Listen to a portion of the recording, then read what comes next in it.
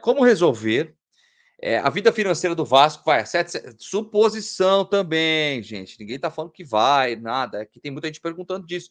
Como resolver a parte financeira? Você acha que teria que vender para outra empresa? Seria o mais adequado? Uma empresa boa, Edmundo? Claro que se tiver investimento de uma outra empresa, isso se dá de uma forma mais rápida. Mas a solução do Vasco é uma ótima administração, porque o Vasco é autossuficiente, gente. É simples. Eu falo isso aqui todo dia. O Vasco é autossuficiente. O que não permite o Vasco fazer grandes contratações e tudo, são os bloqueios em função da dívida. Então, você tem que ter um equilíbrio entre fazer um time competitivo e ir pagando as dívidas para que não haja os bloqueios na conta. É simples. Então, isso passa por uma equipe administrativa competente, né? O problema hoje não é esse. O problema hoje não é esse. O problema hoje não é grana, né? Tá aí, ó, Betfair vai entrar, vai pagar uma fortuna. Os direitos televisivos são altíssimos, as rendas do Vasco são gigantescas, as vendas de jogadores, título do Campeonato Brasileiro dá não é o caso agora, mas o título dá uma receita alta, o título da Copa do Brasil, outra receita alta.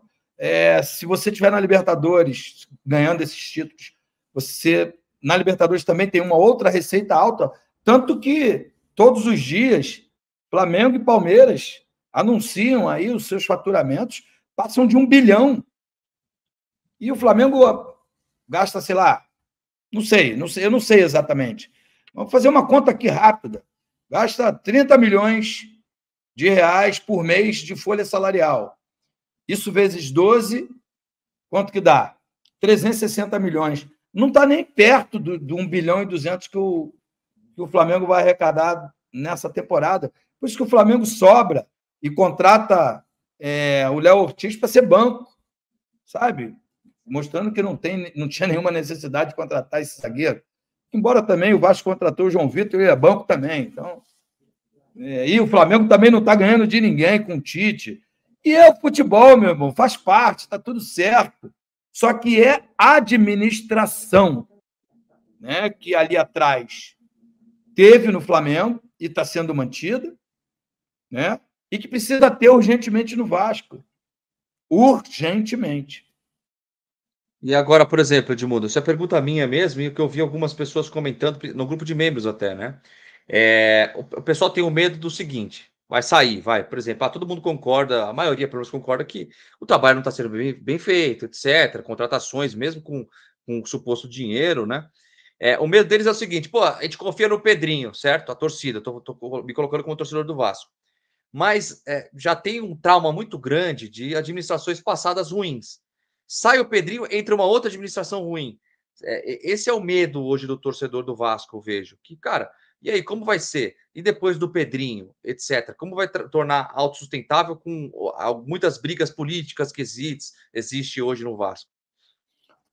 Cara, eu nunca tinha ido a uma posse de presidente, mas já tinha ido a 3 eleições, 3, acho que a última foi a 4ª, ou 5, ou 4 ou 5.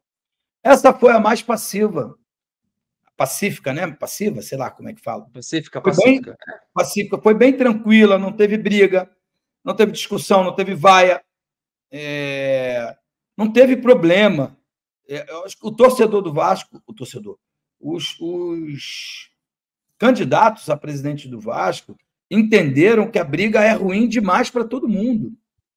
E eu acho que é a primeira oportunidade que a Sempre Vasco tem de administrar o Vasco.